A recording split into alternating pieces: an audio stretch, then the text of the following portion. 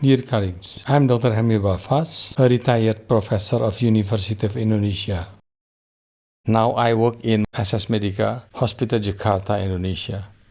During the last 3 months of delaying office procedure and elective surgery, stayed at home of COVID-19, I have time to edit some recorded surgical videos of my surgery that might be able to be included for ENT surgery education.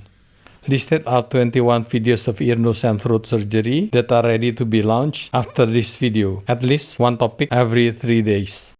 These videos were edited from our stock of recorded surgery. I hope this video editing during the stay at home of COVID-19 will have good contribution to ENT surgery teaching.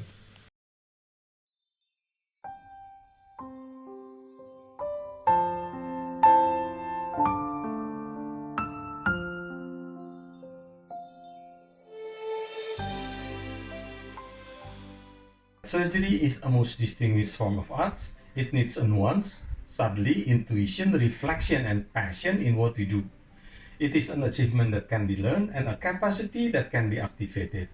It is only by experience that we can learn the arts. A good surgeon has skill and some natural aptitude, learns skill from a painstaking training with others, and then makes those skills their own through individual improvement by experience, enhancement, and modification. Perhaps the personalification of the trade makes a surgeon works like artist, and the acquisition of the arts of doing surgery makes outcomes better for some than the others. Surgeons of mankind, by applying the science of surgery through the depth of his caring and the arts of his dexterity,